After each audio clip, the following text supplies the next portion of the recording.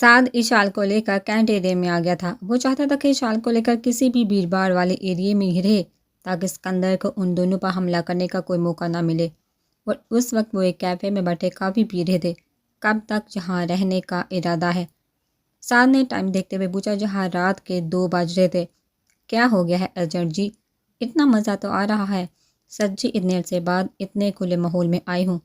रूह तक सरशार हो गई है। ईशान ने इर्द गिर्द देखकर कहा, वैसे तुम्हें लगता है कि तुम्हारा ये तरीका काम करेगा? मुझे तो बिल्कुल उम्मीद नहीं है क्योंकि मैं वायदान को जानता हूँ। फिर से उस मासूम को डांट देगा। साद ने काफ़ी का वो तिस्सा का पकड़ा। और मैं मोहब्बत की ताकत को जानती हूँ एजेंट जी। और ये ताकत पहाड़ों को गिरा सकती है। बस एक मरतबा मोहब्बत का सबसे ऊंचा मकाम हासिल हो जाए। ईशान ने मुस्कुरा कर कहा तो साद भी उसके चेहरे की मुस्कुराहट को देखकर मुस्कुरा दिया। वैसे काम अच्छा किया है आपने।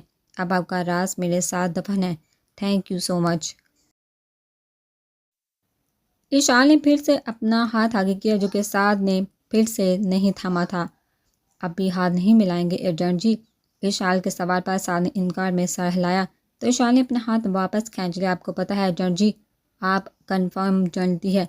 ईशान ने शरारत से कहा तो साद कह के लगा हंसने लगा। ईशान ने भी साद का भरपूर साथ दिया। अपने बारे में कुछ बताओ। साद ने दिलचस्पी से कहा। क्या बताऊँ, कुछ खास है ही नहीं। मैं 20 साल की हूँ। मामा बाबा की बचपन में ही डेथ हो गई थी। बाबा के एक दोस्त ने पाल कर बड़ा किया। जब 18 की हुई तो उनकी भी डेथ हो गई। तब से अकेली ही खुद का सहारा बनी रही। इंफॉर्मेशन टेक्नोलॉजी में ग्रेजुएशन किया, काफ़ी जॉब्स की और गुजारा चलता रहा।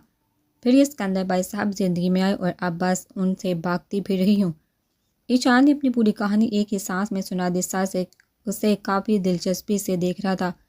आपका क्या एजेंट जी, मेरे बारे में जानना है तो आप अपना भी तो बताइए न। साद ने गहरा सांस लिया और फिर तवील खामोशी के बाद बोला, अपने बारे में तो वो इंसान बताता है शाल जो खुद को जानता हूँ, मगर मुझे तो कभी ये मौका ही नहीं मिला। बता दूंगा तो नफरत करोगी मुझसे।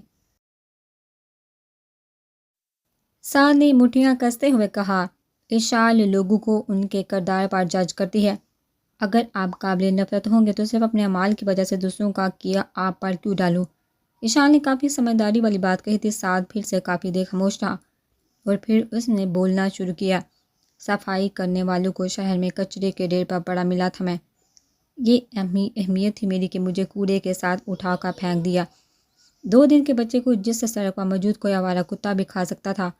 मेरे माँ बाप ने ये नहीं सोचा था, या शायद उनमें इंसान ही नहीं लगा था। उन्हें मैं इंसान ही नहीं लगा था। खैर, उस कचरे उठाने वाले ने मुझे यतीमखाने पहुंचा दिया। उस यतीमखाने के मालिक रफ़ीक अली ने मुझे अपना नाम दिया। 12 साल की उम्र तक वही रहा मैं। अपनी हाथ जीना, चोरी करना, जेब काटना, सब में मैं माहिर हो चुका था। साद ने एक पल को रुका, गहरा सांस भरा। तभी एक दिन रेलवे स्टेशन पर आसफ अंकल का बटुआ चुराने की कोशिश में पकड़ा गया।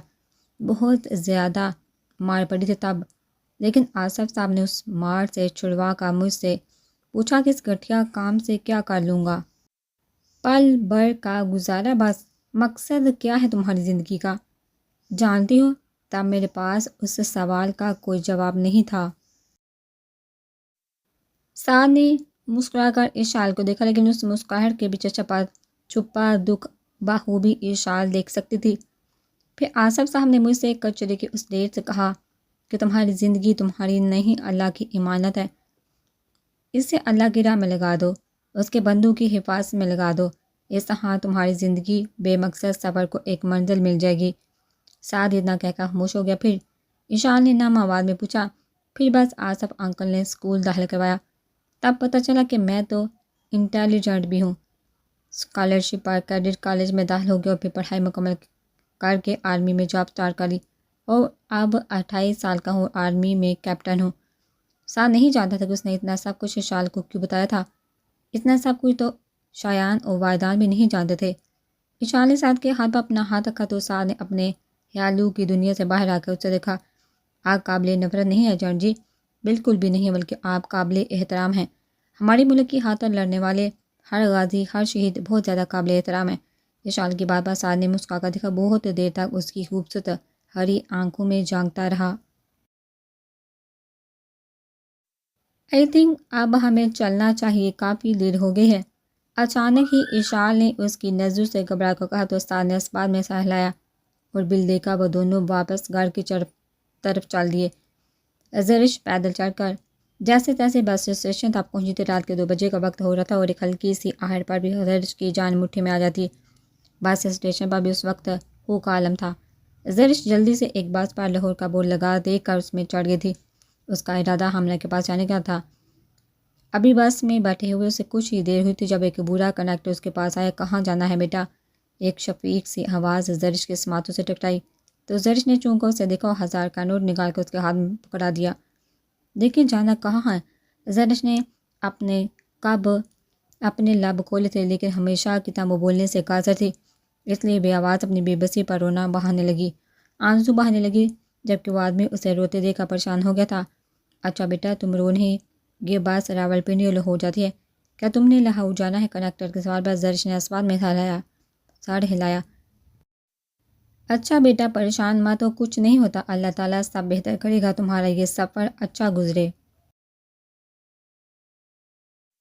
وہ آدمی تو دعا دے کر جا چکا تھا لیکن زرش کے ذہن میں ابھی بھی اس کی بات چل رہی تھی۔ نہیں، اس کا سفر آسان ہو ہی نہیں سکتا کیونکہ مشکلات اس کی زیست کا حصہ تھی۔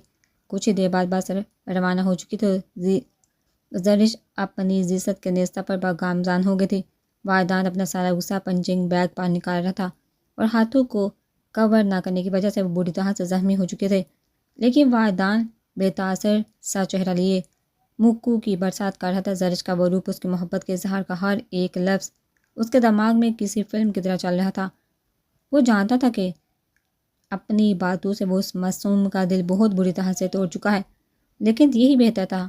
ہاں محبت ایک کمزوری ہے، بہت بڑی کمزوری، اور والدان وہ کسی سے بھی نہیں کرنا چاہتا تھا، کسی سے بھی نہیں۔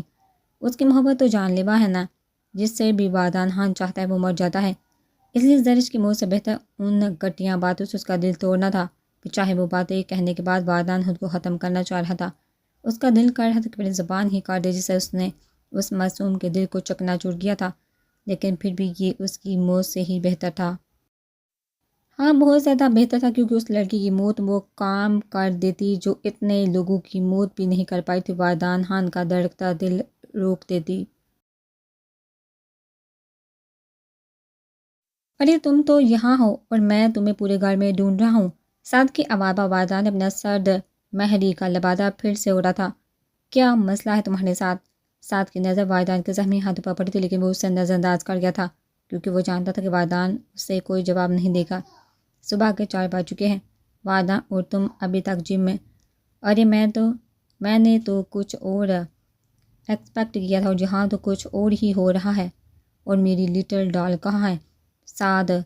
اشال سعد کی بات کر کر جلدی سے والدان کے پاس آئی اور کمر پر ہاتھ رکھ کر اسے گھورنے لگی۔ اپنے کمرے میں ہی ہوگی نا؟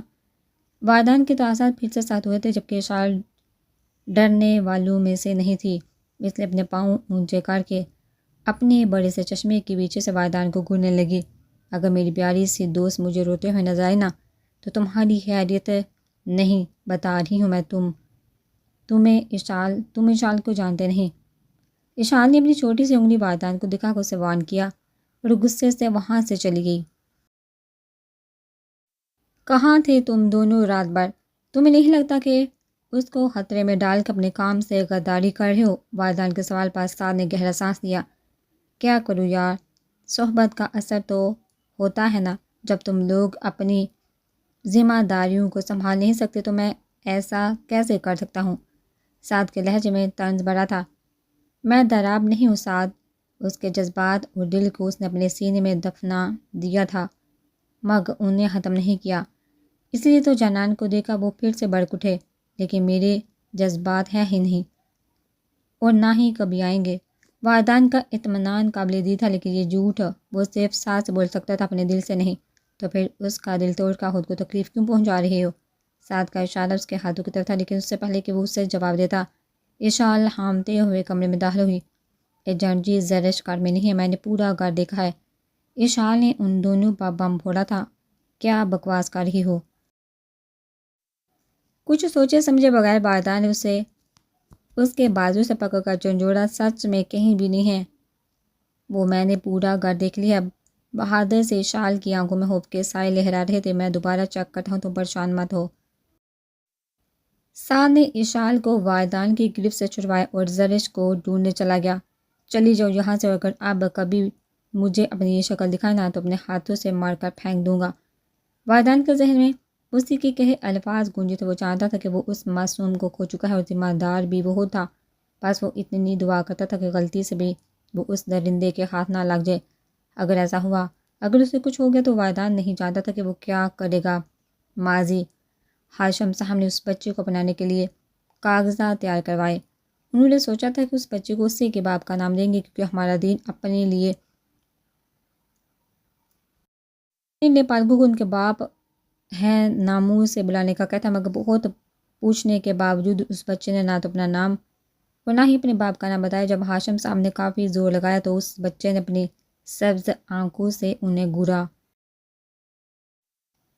میرا نام اور میرے باپ کا نام میری بدنامی اور موت ہے، کیا ابھی بھی آپ کو وہی جاننا ہے؟ ہاشم صاحب نے اس چھوٹے سے بچے کے منہ سے یہ الفاظ سن کر پریشان ہو گئے۔ بہت سوچ سمجھ کر انہوں نے اسے اپنی بیٹی کی پہچان اور اپنا نام دے دیا۔ سکندر الفاظ دورانی اب والدان ہاشم خان بن چکا تھا، اور اس والدان خان نے خود سے وعدہ کیا تھا اس کی کوئی کمزوری نہیں ہوگی، بلکہ جیسے اس کی ماں نے کہا تھا، اور اس کے خیال میں انسان کی محبت کرنے والے رشتوں سے بڑی کوئی کمزوری نہیں ہوتی۔ اس سے پہلے انسان ان کا سوچتا ہے اپنی جان سے زیادہ خود سے منسلک رشتوں کی جان پیاری ہوتی ہے، اور ان رشتوں کو خاطر ہی تو انسان کچھ بھی کرنے کو تیار ہوتا ہے، پھر چاہے وہ صحیح ہو یا غلط۔ ہاشم صاحب کی بیوی کی طبیعت والدان کی موجودگی میں بہتر تو ہو گئی تھی، لیکن وہ زیادہ عرصہ زندہ نہیں رہ پائی تھی۔ ان کا غم انہیں بہت پہلے ہی نکل چکا تھا، لیکن ان کی موت کے بعد والدان خان نے اپنے تمام احساسات، جذبات، ہر چیز کو ان کی قبر میں دفنا دیا تھا۔ اتنا تو وہ سمجھ چکا تھا کہ اس کی قسمت میں کسی کی محبت نہیں لکھی، ہر محبت کرنے والا اس سے چھین جاتا ہے، بالکل اس کے ماں باپ بھائی کی طرح۔ اس طرح تو والدان خان محبت سے ہی نفرت کر بیٹھا تھا۔ گزرے وقت کے ساتھ اس کے دل کی سختی بڑھتی گئی، یہاں تک کہ وہ دل ایک پتھر دل بن گیا تھا۔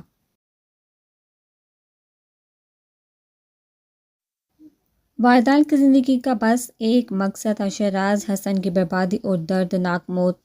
اسی مقصد کو پورا کرنے کے لیے والدان محض 14 سال کی عمر میں ہاشم اور میجر منور سے چھپ چھپا کر آوارہ لڑکوں کے گینگ میں شامل ہو گیا، جس کا لیڈر ملک تھا، اور والدان سے صرف 5 سال ہی بڑا تھا۔ ملک بھی ایک رئیس باب کی اکلوتی اولاد تھا اور کچھ حد تک بگڑا ہوا بھی تھا، لیکن ملک کا مقصد ان لوگوں کو جہنم واصل کرنا تھا جو گناہ کرنے کے بعد انصاف کو خرید کر آزاد ہو جاتے، پھر سے ایک نیا گناہ کرنے نکل پڑتے۔ ملک نے ہی والدان کو خان کا نام دیا، کیونکہ یہ ان کے گروپ کا اصول تھا کہ وہ اپنی پہچان ایک دوسرے کو نہیں بتائیں گے، اور ان کا مقصد صرف اور صرف برے لوگوں کو ان کے انجام تک پہنچانا ہوگا۔ ملک جانتا تھا کہ والدان ان کے ساتھ صرف اور صرف بدلے کی وجہ سے شامل ہوا ہے۔ ملک نہیں چاہتا تھا کہ ان کے مشن میں کسی کا ذاتی مسئلہ شامل ہو، مگر شہراز حسن کی سچائی وہ بھی جانتا تھا۔ وہ شخص سچ میں زندہ رہنے کے قابل نہیں تھا، مگر فی الحال وہ ان لوگوں کی پہنچ سے دور انگلستان میں چھپ کر بیٹھا تھا۔ ملک نے والدان کے اندر ایسے غصے اور نفرت کو محسوس کیا تھا جو کہ ایک 14 سال کے بچے کے لیے بہت زیادہ خطرناک ہو سکتے ہیں، اور اسی غصے اور نفرت کی وجہ سے والدان ان میں سب سے زیادہ طاقتور اور خطرناک ہو چکا تھا، اتنا کہ ملک بھی اس سے ڈرنے لگا۔ اسے ایک آگ بلانے لگا، ایسی آگ جو اسے سرد مہر بچے کے چہرے اور آنکھوں میں دکھائی نہیں دیتی تھی، لیکن پھر بھی اس کے اندر جلتے کرب اور غصے کی وہ آگ دنیا جلا سکتی تھی۔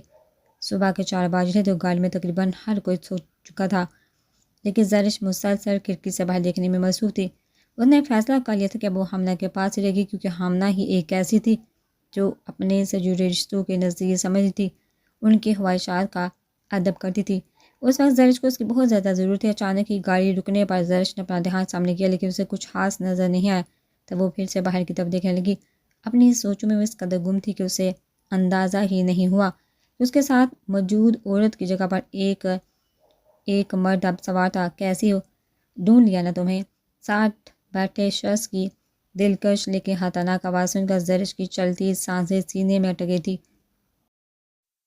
زور زور سے سانس لیتے ہوئے زرش کی نظر اس آدمی کے ہاتھوں پر پڑی، جہاں مردانہ سفید انگلیوں میں وہی محسوس RB لیٹرز والی انگوٹھی تھی۔ تمہیں کیا لگا کہ میں اپنی گڑیا کو بھول چکا ہوں؟ کبھی بھی نہیں میری جان، تمہیں یاد ہے تم تو نشہ ہو RB کا، اس کی ضد اور بلا ضد بھی پوری کیے بغیر کسی کو چین ملا ہے؟ زرش اب باقاعدہ خوف سے کانپ رہی تھی، وہ پھر سے وہ زندگی نہیں جینا چاہتی تھی۔ زرش نے وہاں سے اٹھ کر بھاگنا چاہا، لیکن اس کا ارادہ جان کا وہ شخص مسکرا دیا۔ نو نو مائی لٹل ڈال، دیر از نو وے آؤٹ۔ اور اگر چاہتی ہو نا کہ تمہاری وجہ سے ان معصوم لوگوں کی جان نہ جائے تو خاموشی سے بیٹھ جاؤ، بنا اس بس کے کھائی میں گرنے میں 40 لوگوں کی موت کی خبر کل ٹی وی میں چل رہی ہوگی۔ عربی کے چہرے پر دل فریب مسکراہٹ آئی۔ وہ مسکراہٹ اس شخص کو مزید خوبصورت بنا چکی تھی، لیکن اس وجاہت اور خوبصورتی کے پیچھے ایک بھیانک شیطان چھپا تھا جو اپنی تسکین اور خواہش کے لیے کسی کو بھی تکلیف پہنچا سکتا تھا۔ اور یہ بات زری سے بہتر کوئی بھی نہیں جانتا تھا۔ اور میری گڑیا تو میری ہر بات مانتی ہے نا، کیونکہ بات کو نہ ماننے کا نتیجہ وہ اچھی طرح سے جانتی ہے۔ اتنی سی بات سے وہ شخص زرش کو بہت کچھ یاد کروا گیا تھا۔ زرش مزید رونے لگی۔ کیونکہ پریشان کر رہی ہو بچی کو تم، کیوں پریشان کر رہی ہو بچی کو تم؟ یہ وہی بوڑھا کنڈکٹر تھا جو عربی کے ایک آدمی سے اپنے آپ کو چھڑوا کر عربی کے پاس آیا۔ عربی نے اپنی خطرناک بوڑھی آنکھوں سے اسے گھورا تو عربی کا آدمی جلدی سے اس کنڈکٹر کو پکڑ کر باہر لے گیا۔ زرش کے دیکھتے ہی دیکھتے اس کے سینے میں گولی مار دی۔ بس میں موجود سب لوگ سہم چکے تھے۔ کم آن مائی ڈال، وی نیڈ ٹو گو۔ عربی نے سیٹ سے اٹھ کر اپنی چوڑی ہتھیلی اس کے سامنے پھیلائی تھی۔ زرش نے اس خوفناک منظر سے اپنے آنسوں سے بڑی نگاہیں پھیری اور سہم کا اس سے مزید دور ہوگی۔ اس کی آواز میں سختی محسوس کر زرش کی روح تک کانپ گئی تھی، لیکن اس کے پاس کوئی چارہ نہیں تھا۔ اپنی وجہ سے وہ اتنے لوگوں کی زندگی داؤ پر نہیں لگا سکتی تھی۔ زرش نے اپنا کپکپاتا ہوا ہاتھ اس کے ہاتھ میں دیا، خود کو مار کر اپنے سب سے ڈراونے خواب کی طرف واپس چل دی، جہاں اندھیری رات اپنی کالی چادر پھیلائے اس کا انتظار کر دی۔ زرش کی آنکھ کھلی تو وہ ایک کمرے میں بند تھی۔ اسے کچھ زیادہ تو یاد نہیں تھا، بس وہ اتنا جانتی تھی کہ بس سے نکل کر وہ عربی کے ساتھ کار میں بیٹھی تھی اور عربی نے اس کے منہ پر رومال رکھا تھا، جس کے بعد وہ بے ہوش ہو گئی تھی۔ اپنے ارد گرد اندھیریوں کے سائے دیکھ کر زرش بری طرح سے رونے لگی۔ وہ قید کر دی گئی تھی، بلکہ جیسا اس آدمی نے وعدہ کیا تھا۔ اچانک سے دروازہ کھلا تو زرش سہم کا بیڈ کے ساتھ لگی تھی۔ اچھا ہوا تم جاگی، کب سے انتظار کر رہا تھا میں اس پل کا۔ عربی مسکرا کر چلتا ہوا اس کے پاس آیا۔ اس کے پیچھے وہ ملازمہ ہاتھ میں ٹرے لیے دو ملازمہ ہاتھ میں ٹرے لے کر داخل ہوئی اور جلدی سے وہ ٹرے بیڈ پر رکھ کر چلی بھی گئی۔ چلو باقی باتیں تو ہوتی رہیں گی، ابھی کھانا کھاؤ تم، عربی نے مسکرا کر کہا تو زرش انکار میں سر ہلانے لگی۔ گڑیا بات مانو۔ اس کی آنکھوں میں سختی اترتی دیکھ زرش کے کانپتے ہاتھ بے ساختہ طور پر کھانے کی طرف بڑھے تھے۔ گڈ گرل، تم دیکھنا ہم دونوں ساتھ بہت زیادہ خوش ہوں گے۔ میں نے آج تک جو چاہا ہے اسے پایا اور تم تو میرا سب سے بڑا جنون رہی ہو جان۔ عربی نے زرش کے قریب ہونے کی کوشش کی تو زرش جلدی سے اس سے دور ہو گئی، لیکن اگلے ہی لمحے عربی نے اسے سختی سے اپنی طرف کھینچ کر اس کا منہ دبوچ لیا۔ تم نے تو پنجے نکال لیے ہیں، انہیں ذرا کنٹرول میں رکھو ورنہ انہیں کاٹنے میں مجھے ایک منٹ بھی نہیں لگے گا اور مجھ سے دور جانے کا انجام بھول چکی ہو۔ دوبارہ ڈیمو دکھاؤں؟ اس کی خطرناک آنکھوں اور باتوں کی وجہ سے زرش خوف سے کانپنے لگی تھی۔ ارے ابھی نہیں رونا میری جان، جانتا ہوں کہ تمہاری یہ کان سی آنکھیں بھی کا مزید خوبصورت ہو جاتی ہیں، ان بیگی سوڈا آنکھوں کی خوبصورتی تو میں نے ساری زندگی دیکھنی ہے۔ عربی نے زرش کے گال پر اپنے لب رکھے تھے، مگر اس بار زرش نے اس سے دور جانے کی غلطی نہیں کی تھی۔ عربی بے ساختہ طور پر مسکرایا۔ ہاں میری گڑیا، ایسے ہی ہر بات مانو گی تم میری، ورنہ انجام سے تو تم خود واقف ہو۔ زرش نے اس بات میں سر ہلایا تھا اور عربی نے اپنے لب اس کے ماتھے پر رکھے۔ مجھے لگا تھا کہ میرے اس سیاہ سے دل میں کوئی بھی نہیں اتر سکتا۔ میں تو ایک خود غرض سا انسان ہوں، محبت جیسا جذبہ میرے سے بہت زیادہ دور رہے گا۔ لیکن دیکھو نا، دل میں اتری بھی تو کون، محبت ہوئی بھی تو ایک چھوٹی سی نازک سی گڑیا سے۔ عربی نے مسکراتے ہوئے زرش کے گال کو سہلا کر کہا، جبکہ زرش تو اس کی قوت کے خوف سے تھر تھر کانپ رہی تھی۔ لیکن فکر مت کرو، اب بہت جلد تمہیں اپنا بنا کر دنیا سے چھپانے کا ارادہ ہے میرا، کیونکہ میری اس محبت کو اب کوئی لگام نہیں۔ عربی نے بحث سے اس کے گال کو چوما تو کئی آنسو ٹوٹ کر ان کان سی آنکھوں سے گرے۔ پھر عربی اسے تنہا چھوڑ کر چلا گیا، جبکہ زرش اب فرش پر بیٹھ کر بری طرح سے رو رہی تھی اور ساتھ ہی سب اپنے گال کو زور سے رگڑ رگڑ کر صاف کر رہی تھی۔ اس کا گھٹیا لمس بہت بار سے مٹانا چاہتی تھی اور اسی ثنا میں وہ اپنا گال رگڑ رگڑ کر زخمی کر چکی تھی، لیکن جسمانی تکلیف کا اسے احساس ہی کہاں ہو رہا تھا۔ صبح سے رات ہو چکی تھی اور زرج کا کچھ اتا پتہ نہیں چلا تھا، ایک ہلکا سا سراغ بھی نہیں نکال پائے تھے وہ لوگ، ایسے لگتا تھا جیسے وہ کہیں غائب ہی ہو گئی ہے۔ سعد نے شایان کو گھنگھر کے سارے معاملے سے آگاہ کیا اور اس وقت پولیس ان کے گھر پر شایان والدان کو تمام صورتحال سے آگاہ کر دی۔ میجر شایان، ہم انہیں صبح سے ڈھونڈنے کی کوشش کر رہے لیکن کچھ بھی معلوم نہیں ہوا، ایسے جیسے وہ کہیں غائب سی ہو گئی ہوں۔ روڈ پر لگے CCTV کیمرے میں بھی بس سڑک پر جاتے تک ان کی فوٹیج ہے، اس کے بعد شہر کے کسی بھی کیمرے میں ہمیں وہ نظر نہیں، لیکن آپ فکر مت کریں، ہمارے سپاہی پوچھ گچھ کر رہے ہیں، کسی نہ کسی نے تو انہیں ضرور دیکھا ہوگا۔ شایان نے اس بات میں سالہ جبکہ والدان ابھی بھی خاموشی سے دروازے میں کھڑا تھا۔ امید ہے کہ اب جلد از جلد کوئی نہ کوئی سراغ نکال ہی لیں گے۔ جی ضرور، ہم اپنی پوری کوشش کریں گے۔ اس سے پہلے کہ شایان مزید کچھ کہتا، والدان مٹھیاں کستا وہاں سے جا چکا تھا۔ وہ نہیں چاہتا تھا کہ زرج کہاں ہے، وہ کسی مصیبت میں بھی ہے یا نہیں، ہو سکتا ہے وہ اپنی کسی دوست کے پاس چلی گئی ہو۔ یہی سوچتے ہوئے والدان تیزی سے اپنے کمرے کی طرف جا رہا تھا جب اچانک اس کی ٹکر سامنے سے آتی اشال سے ہوئی۔ والدان نے اسے نظر انداز کر کے اندر جانا چاہا۔ مبارک ہو آپ کو، بہت بہت مبارک ہو۔ والدان کے چلتے قدم اشال کی آواز پر رکے تھے۔ یہی تو چاہتے تھے نا آپ، کہ آپ کو تنہا چھوڑ دیا جائے اپنی اس بے مقصد اور بیکار زندگی کے ساتھ۔ آپ مارے مارے پھرتے تھے، آپ سے کوئی محبت نہ کرے، لیکن اس کے باوجود وہ پاگل آپ کو اپنا سب کچھ مان بیٹھی۔ جانتے ہیں کیوں؟ اشال چل کر اس کے سامنے آئی تھی، لیکن آج اس کی کھڑی آنکھوں کو ڈھانپنے والا چشمہ غائب تھا۔ آپ کو تو یاد نہیں ہوگا نا، لیکن ایک 12 سال کی بچی کو باقی 35 اسکول کی بچیوں کے ساتھ آپ نے ہی تو بچایا تھا، جب انہیں اپنے ہی شہر سے اٹھا کر کسی اور ملک میں بیچا جا رہا تھا، جب ان کے پاس کوئی امید نہیں تھی، تب آپ نے ایک مسیحا بن کر ان کو آزادی دلوائی تھی۔ انہی میں سے ایک لڑکی آپ کی سو کالڈ بیوی بھی تھی، جو اس سبز آنکھوں والے مسیحا کو خدا کا بھیجا ہوا فرشتہ سمجھتی رہی۔ والدان بت بنا اس کی باتیں سن رہا تھا، اور پھر 6 سال کے بعد اسے جب اپنے مسیحا کے ساتھ ایک پاکیزہ رشتے میں باندھ دیا گیا تو اس کا معصوم دل محبت کی آگ میں جلنے لگا۔ لیکن اس کی بدقسمتی تو دیکھیے، محبت کی وہ آتش بھی آپ کو راستہ نہ دکھا پائی، آپ کا دل پگھلا نہیں پائی۔ شاید وہ پاگل جانتی نہیں تھی کہ اس سینے میں دل ہے ہی نہیں۔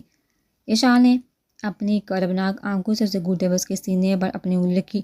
اس لیے اب آپ بے فکر ہو جائیے، اپنے سینے میں موجود پتھر سے اب کوئی بھی سار نہیں بھرے گا، کیونکہ ایسا کرنے میں لڑکی کو آپ کھو چکے ہیں۔ اشال نے دانت پیس کر کہا، اور اب وہ آپ کو ملے گی بھی نہیں، کیونکہ وہی جانور سے واپس اپنی قید میں لے چکا ہے۔ اب آپ خوشی خوشی اپنے تنہائی اور خود سے ہی کی جانے والی نفرت کو کھل کر انجوائے کر سکتے ہیں۔ اشال تو اپنی بات کہہ کر جا چکے تھے، لیکن والدان وہی بت بنے کھڑا تھا۔ اس سے اپنی غلطی پر بے پناہ پچھتاوا ہو رہا تھا، لیکن اب بہت دیر ہو چکی تھی۔ ماضی والدان 19 سال کا ہو چکا تھا جب اسے ملک نے بتایا کہ شیراز حسن ملک واپس آ چکا ہے۔ اس کی ساری فیملی جو پاکستان میں ہی رہتی تھی ایک کار ایکسیڈنٹ میں مر چکی تھی۔ وہ شخص کچھ عرصہ پہلے ہی ان کو تدفین کے لیے پاکستان آیا تھا۔ والدان کافی غصے کے عالمے گھر سے باہر نکلنے لگا تھا۔ وہ بس اتنا جانتا تھا کہ اس کا انتقام، اس کی زندگی کا مقصد اس کے سامنے موجود تھا۔ کہاں جا رہے ہو والدان؟ ہاشم صاحب نے تھوڑا سختی سے پوچھا۔ دوستوں کے پاس، والدان نے سختی سے کہا۔ میں جانتا ہوں کہ تم کس قسم کے دوستوں کی بات کر رہے ہو۔ دیکھو بیٹا، یہ سب صحیح نہیں ہے، تم اچھے لڑکے ہو، اس طرح سے بری صحبت میں تو مت پڑو۔ تمہارے بچپن میں جو بھی ہوا، جس کی وجہ سے آج تم زندگی سے اتنے بدگمان ہیں، اس سب کو بھول کیوں نہیں جاتے؟ مکمل طور پر والدان ہان بانجو، کیا میری اور منور کی اتنی سی بھی وقت نہیں کہ تمہاری نظروں میں؟ ہاشم صاحب کی بات پر والدان نے اپنی مٹھیاں کسی۔ کیا چاہتے ہیں منور انکل؟ بیزاری سے پوچھا۔ اس نے تمہیں کئی بار آرمی میں شامل ہونے کا کہا ہے۔ ہاشم صاحب نے والدان کے کندھے پر اپنا ہاتھ رکھا۔ میں نہیں ہونا چاہتا، میری زندگی کا ایک ہی مقصد ہے بابا، بس ایک، اور اس مقصد کے بغیر میں کچھ بھی نہیں۔ اگر اپنا یہ مقصد پورا نہیں کر سکنا تو میں مر جاؤں گا۔ والدان نے ہاشم صاحب کو ایک نظر دے کر کہا، اپنے بچپن کے بارے میں کچھ تو بتا دو والدان، کیا تم اپنے اس نقلی باپ سے اتنی سی بھی محبت نہیں کرتے؟ ہاشم صاحب کی آنکھوں میں آنسو تھے۔ والدان ان کو بالکل اپنا بیٹا لگتا تھا، اپنا غرور، لیکن والدان نے کبھی بھی انہیں ایک باپ کی جگہ نہیں دی تھی۔ اگر آپ مرنا چاہتے ہیں تو میں آپ سے محبت کر لیتا ہوں، کیونکہ میری محبت ایسی ہے بابا، سب کی جان لے لیتی ہے۔ اتنا کہہ کر والدان رکا نہیں تھا، اور ہاشم صاحب کو بہت زیادہ فکر مند بھی کر گیا۔ اسی لیے وہ ٹیلی فون کے پاس جا کر میجر منور صاحب کو فون کرنے لگے۔ منور، مجھے فکر ہے والدان کی، اس لیے میں چاہتا ہوں کہ تم اس پر نظر رکھو۔ ہاشم صاحب نے ساری بات کرنا منور صاحب کو بتائی۔ تم فکر مت کرو ہاشم، والدان مجھے بھی اپنے بچوں کی طرح ہی عزیز ہے، میں اسے غلط راہ پر نہیں چلنے دوں گا۔ میجر منور صاحب نے انہیں حوصلہ دیا، لیکن ہاشم صاحب کی پریشانی کم نہیں ہوئی تھی۔ والدان ملک کے پاس پہنچا تو ملک نے اسے شیراز حسن کے ٹھکانے کا بتایا۔ والدان نے غصے سے اپنی مٹھیاں کسی۔ ہم آج رات ہی وہاں جا رہے ہیں، والدان نے حتمی فیصلہ سنایا۔ ہاں ہاں ہم ضرور چلیں گے، بس ایک بات، میں یہ کام اب چھوڑ رہا ہوں۔ ملک کی بات پر والدان نے حیرت سے صرف سے دیکھا، کیونکہ ملک کو اپنا یہ کام بہت عزیز تھا۔ کیوں؟ والدان نے حیرت سے پوچھا۔ اپنے ماں باپ کی اکلوتی اولاد ہوں میں، خان سب سے زیادہ میری جان پر انہیں کا حق ہے، اور ویسے بھی میرے بابا کو مجھ پر شک ہو گیا، انہوں نے مجھے اپنی قسم دی ہے کہ میں یہ سب چھوڑ دوں گا، لیکن میرے دوست میرے بعد اس گینگ کو تم لیڈ کرو گے۔ ملک نے والدان کے کندھے پر اپنا ہاتھ رکھا۔ میرا مقصد آج پورا ہو جائے گا، اور اس کے بعد مجھے نہ تو اس دنیا سے اور نہ ہی یہاں پر بسنے والے کسی انسان سے کوئی سروکار ہوگا۔ والدان نے انتہائی زیادہ بے روحی سے کہا، تو پھر کوئی اور مقصد تلاش کر لینا خان، عزت کا سفر تو موت تک ہے یار، اور تم اتنی جلدی تھک رہے ہو۔ ملک نے مسکرا کر کہا، مجھے اس عزت سے ہی نفرت ہے ملک، بس آج میرا مقصد پورا ہو جائے گا تو نہ تو مجھے موت سے کوئی فرق پڑے گا اور نہ ہی یہ سفر عزت کوئی اہمیت رکھے گا، کیونکہ بنا مقصد یا کسی منزل کے سفر کا کوئی جواز ہی نہیں بنتا۔ والدان نے سفارت سے انداز میں کہا، اپنی عمر سے بڑی باتیں کرتے ہو تم خان۔ ملک نے اسے جانتی نظروں سے دیکھ کر کہا، زندگی نے تو مجھے بچپن میں ہی بڑا کر دیا تھا، میں تو وہی بتا رہا ہوں جو زندگی کی تپش نے مجھے سکھایا ہے۔ والدان نے اپنی سبز آنکھوں سے ملک کو دیکھا، کہا، اگر اس سب کی وجہ شیراز حسن ہے نا تو خان، تو اس سے مرتا دیکھ کر مجھے بھی بہت زیادہ خوشی ہوگی۔ ملک نے دانت پیس کر کہا، نہیں ملک، موت ہی تو اسے نہیں ملے گی، موت بہت چھوٹی چیز ہے، سزا ہے، سزا تو تب ملے گی نا جب اس کی زندگی کو میں جہنم بنا دوں گا میں۔ والدان نے غصے سے اپنی مٹھیاں بھیج کر کہا، ملک کے ساتھ اپنے پلان پر نظر ثانی کرنے لگا۔ زرش کو غائب ہوئے 2 دن ہو چکے تھے، ابھی تک اس کا کوئی بھی سراغ نہیں ملا تھا۔ والدان کسی سے بھی بات نہیں کرتا تھا۔ زرش کا دیا وہ ہاتھ ان 2 دنوں میں والدان نے کتنی مرتبہ پڑھا تھا، یہ وہ بھی نہیں چاہتا تھا کہ احساس اس کے دل میں اٹھ رہا تھا، وہ احساس جس سے وہ ہمیشہ خود کو بچانے کی قسم کھائی تھی اس نے، لیکن محبت پر کبھی کسی کا زور چلا بھی ہے، مگر محبت کے اس احساس کو سمجھنے میں والدان نے بہت زیادہ دیر لگا دی تھی، بہت زیادہ۔ والدان شایان نے اس کے کندھے پر ہاتھ رکھا، کچھ پتہ چلا؟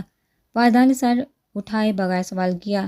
نہیں والدان، کچھ بھی پتہ نہیں چلا، اور سب سے زیادہ پریشان کی بات یہ ہے کہ سلمان انکل سے بھی کسی قسم کا رابطہ نہیں ہو رہا۔ شایان سر جھٹکا اس کے پاس بیٹھا۔ سب سے زیادہ پریشان تو وہ جانان کو لے کر تھا، جو پریشانی کی وجہ سے بہت زیادہ بیمار ہو گئی تھی، جبکہ حمنہ کو تو اس ماں نے اس سب کے بارے میں کچھ بتایا ہی نہیں تھا۔ مجھے سب کچھ بتاؤ شایان، سب کچھ۔ والدان کے لہجے میں چٹانوں کی سی مضبوطی سے، میں نے وعدہ کیا ہے، اب اس سب کا وقت نہیں ہے، آدھا سچ تو میں پہلے ہی جانتا ہوں، اب کی بار مجھے پورا سچ جانا ہے۔ شایان نے اس بات میں سر ہلایا، اتنا تو وہ بھی جانتا تھا کہ اب سچ کو سامنے لانا بہت زیادہ ضروری تھا۔ زرش ہمیشہ سے ایسی ڈرپوک نہیں تھی، اور نہ ہی وہ بے آواز تھی، بلکہ کافی زیادہ چلبلی اور بہادر لڑکی تھی، لیکن ایک دن یہی سب اسے مہنگا پڑ گیا۔ شرارت میں گھر آنے کی بجائے اپنی سہیلی کے ساتھ بس میں چلی گئی۔ قسمت کا کھیل دیکھو، اسی دن کچھ ڈاکوؤں نے اس بس کو ہائی جیک کر کے ان لڑکیوں کو دوسرے ملک میں بھیجنے کا ارادہ کیا۔ اپنی ہی عزتوں کو نیلامی پر اترے تھے وہ درندے صرف اور صرف دولت کے لیے۔ شاید نے غصے سے اپنی مٹھیاں کسی، اس کے اندر کھویا ہوا لاوا باہر آنا چاہتا تھا، کھویا ہوا دارا باہر آنا چاہتا تھا۔ سلمان صاحب نے اپنی دولت اور سیاست سے رسوخ استعمال کر کے زرش کا پتہ لگوا لیا۔ انہیں لگا تھا کہ ان لوگوں کو پیسے دے کر وہ زرش کو چھڑوا لیں گے، لیکن جب وہ وہاں پہنچے تو ان کا سامنا ایک شخص سے ہوا، عربی۔ سلمان صاحب نے صرف اس کی آنکھیں دیکھی تھی، کیونکہ اس نے اپنا چہرہ ڈھانپا ہوا تھا۔ جب انہوں نے اپنی آمد کا مقصد بتایا تو وہ آدمی زرش کو چھوڑنے کے لیے تیار ہو گیا، مگر اس کا نام جانتے اس نے انکار کر دیا۔ وہ بے خدا گھٹیا آدمی ایک 12 سال کی بچی کو اپنی ملکیت کہہ رہا تھا۔ اس نے کہا تھا وہ لڑکی اس کا جنون ہے، وہ صرف اسی کی ہوگی۔ والدان نے اپنی مٹھیوں کو مضبوطی سے کسا تھا، جبکہ اگلی بات اسے بتانے کے لیے شایان نے بہت زیادہ ہمت اکٹھی کی۔ اس کمینے نے سلمان صاحب کو کہا کہ وہ اس پر اپنی مہر لگائے گا، اور پھر سلمان صاحب بے بسی سے دروازے کے باہر کھڑے زرش کی دردناک چیخیں سنتے رہے تھے۔